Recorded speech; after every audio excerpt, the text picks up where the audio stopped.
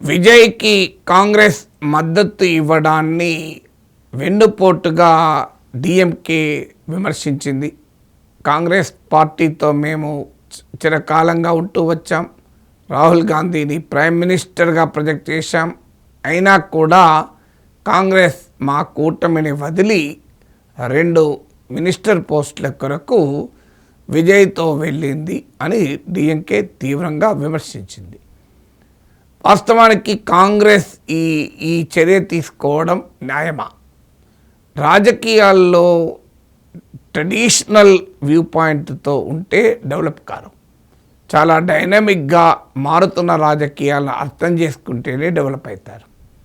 మీరు భారతీయ జనతా పార్టీని చూడండి, రాజకీయాల్లో శాశ్వత మిత్రులు శాశ్వత శత్రువులు ఉండరు అని అంటారు. మారుతున్న రాజకీయ పరిస్థితులకు అనుగుణంగా పార్టీలు తమ వ్యూహాలను మార్చుకోవాల్సి ఉంటుంది.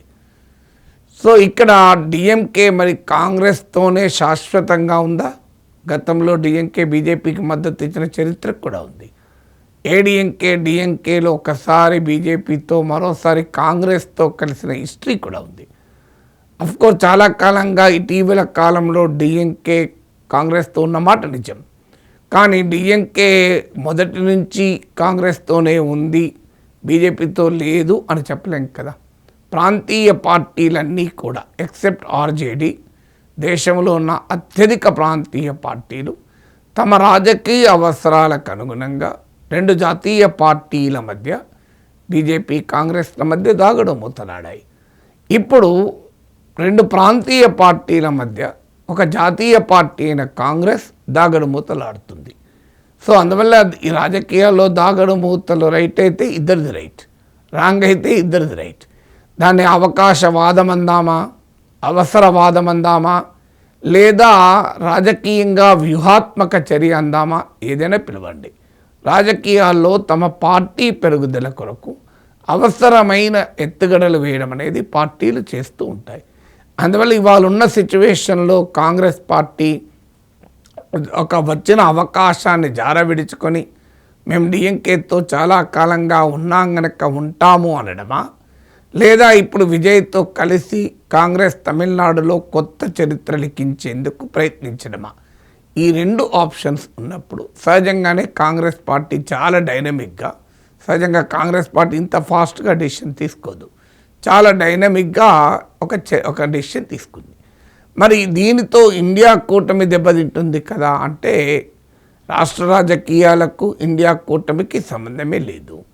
రాష్ట్రాల్లో వ్యతిరేకంగా ఉన్నవారు దేశంలో కలిసి ఉన్న సందర్భాలు ఉన్నాయి. మీకు బీజేపీతో లోక్ జనశక్తి పార్టీ బీహార్లో కలిసి మీకు జేడీయూతో కలవలేదు కదా. ఒకే పార్టీ 2 కూటమిలో ఉన్న ఒక పార్టీతో కలిసి ఒక పార్టీతో కలవని రాజకీయం కూడా చూశాం.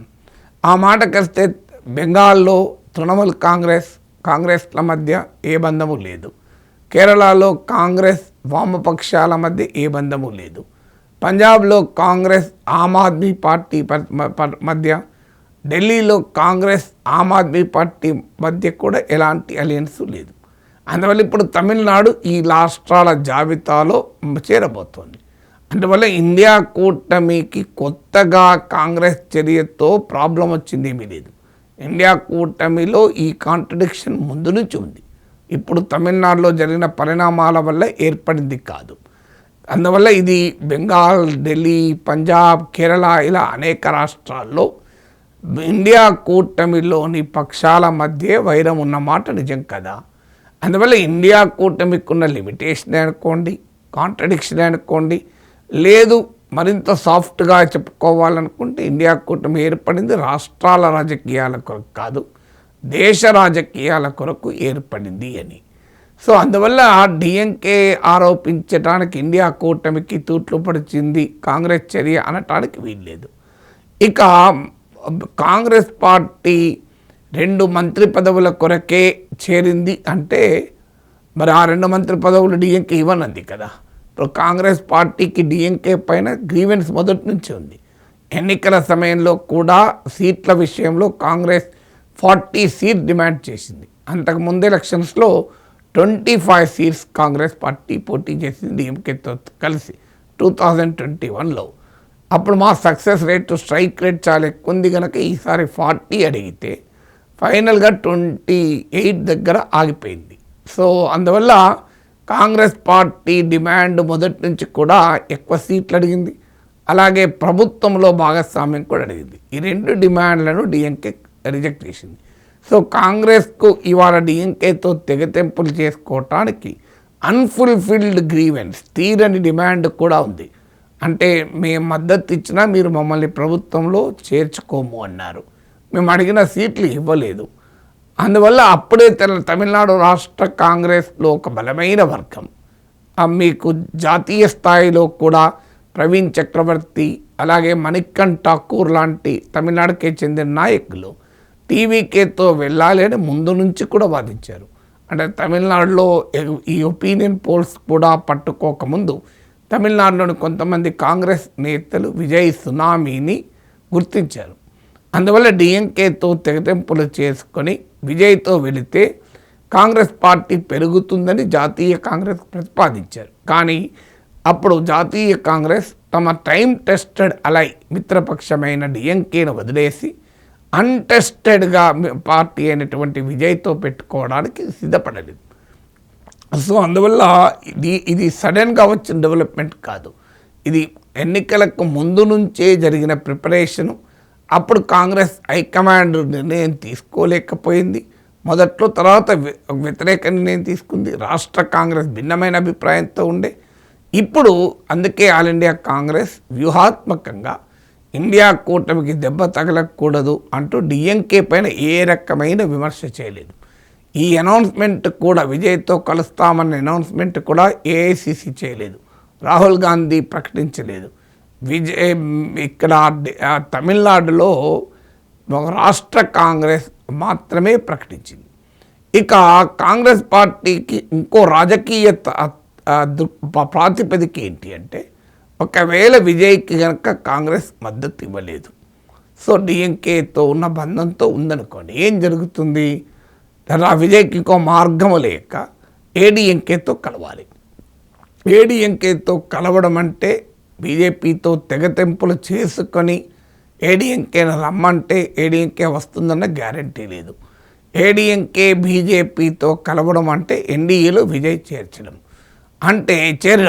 అంటే చూసి తన ప్రధాన ప్రత్యర్థి అయిన ఎన్డీఏ చేతిలో తమిళనాడు రాష్ట్రాన్ని పెట్టడం కాంగ్రెస్ పార్టీకి కానీ ఇండియా కూటమికి కానీ క్షేమదాయకమవుతుందా? ఇప్పుడు డిఎంకే అవసరాల కొరకు బీజేపీ వ్యతిరేక రాజకీయాలు అనే ప్రాతిపదికనే కాంగ్రెస్ వదులుకోగలదా?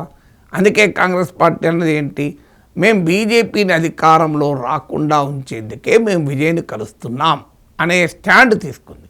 సో ఆ స్టాండ్ తీసుకోవడం ద్వారా డిఎంకేతో తమకున్న రాజకీయ పొత్తుకు, రాజకీయ రిలేషన్స్కు బ్రేక్ వేయడానికి ఒక జస్టిఫికేషన్ కూడా కాంగ్రెస్ ఇచ్చింది. అందువల్ల రాజకీయాల్లో దీన్ని ఎలా చూడాలి అన్నప్పుడు డిఎంకే వాదన, మరి డిఎంకే కూడా గతంలో బీజేపీతో ఎందుకు కలిసిందన్న ప్రశ్న మిగిలే ఉంటుంది కదా. సో డిఎంకే కూడా భవిష్యత్తులో కూడా ఖచ్చితంగా కాంగ్రెస్తోనే ఉంటుందని ఎవరు చెప్పగలుగుతారు? రాజకీయాలు మారినప్పుడు, అవసరాలు మారినప్పుడు పార్టీలు ఎలా వ్యవహరిస్తాయో మనం దేశంలో చూడలేదా? సో అందువల్ల టీడీపీ కాంగ్రెస్తో తెలంగాణలో పెట్టుకొని ఆ ఎక్స్పెరిమెంట్ ఫెయిల్ అయ్యాక మళ్ళీ బీజేపీతో పోలేదా? అందువల్ల రాజకీయాల్లో ప్రాంతీయ పార్టీలు మాత్రమే మిత్రపక్షాలను మార్చుకొని రాజకీయాలు ఆడతాయంటే జాతీయ పార్టీలు కూడా తక్కువేం తినవు కదా. సో అందువల్ల జాతీయ పార్టీలు కూడా అవసరాలకు అనుగుణంగా తమ పార్టీ పెరుగుదలను దృష్టిలో పెట్టుకొని సాంప్రదాయ రాజకీయాలు కాకుండా, కన్వెన్షనల్ పాలిటిక్స్ లేకుండా కాస్త డైనమిక్ పాలిటిక్స్ చేయడం అనేది సహజం కదా. అందువల్ల డిఎంకే కాంగ్రెస్ వెన్నుపోటు పొడిచిందా? కాంగ్రెస్కే డిఎంకే ద్రోహం చేసిందా? రాజకీయాల్లో ఇవన్నీ ఏవి ఉండవు. రాజకీయాల్లో ఏ పార్టీ ప్రయోజనాలు ఆ పార్టీకి ఉంటాయి.